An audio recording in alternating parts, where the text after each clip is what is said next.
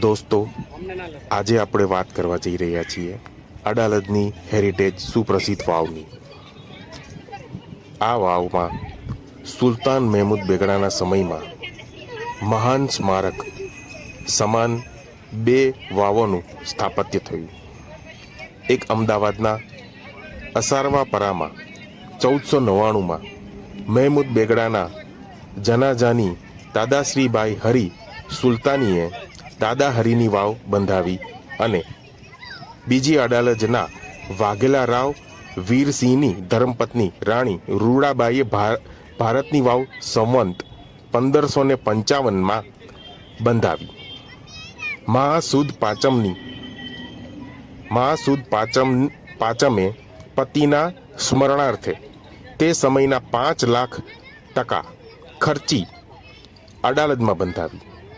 આ વાવને પૂર્વ, પશ્ચિમ અને દક્ષિણ 3 પ્રવેશ દ્વાર મુખ છે અને તેથી તે જયા પ્રકારની વાવ ગણાય છે. સ્થાપત્ય સાહાના અપરાજિત પૃચ્છા પુસ્તકમાં જયા પ્રકારની વાવનું બાંધકામ દેવોને પણ દુર્લભ હોય છે એમ જણાવ્યું છે. આ વાવ બાંધનાર મુખ્ય સ્થાપત્ય શ્રીમાળી જ્ઞાતિના ભીમાપુત્ર માણસ હતા. દક્ષિણ દિશામાં વાવનું મુખ્ય પ્રવેશ દ્વાર છે.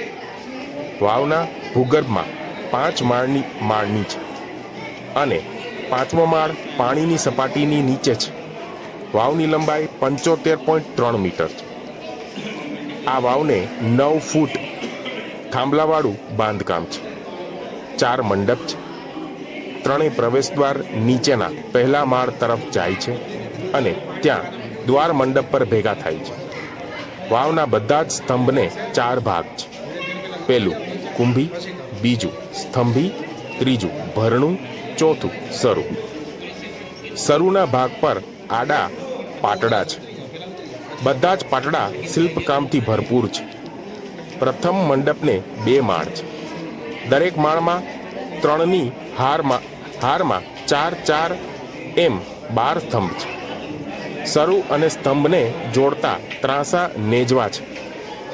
ત્રીજા, ચોથા મંડપ વચ્ચે અષ્ટકોણ કુંડ આવેલો છે.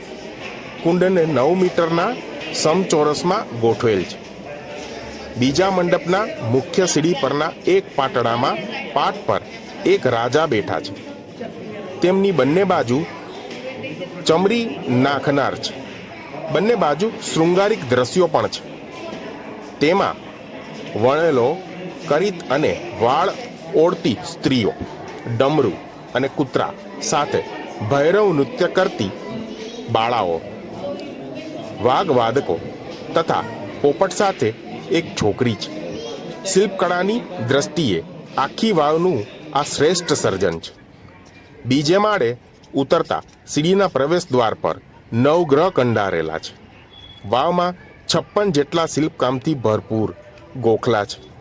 વાવમાં દુર્ગા, ચામુંડા વગેરે દેવીઓના શિલ્પો કંડારેલા છે. વાવનું સમગ્ર શિલ્પ અને સ્થાપત્ય જોનારને મુગ્ધ કરે તેવું છે.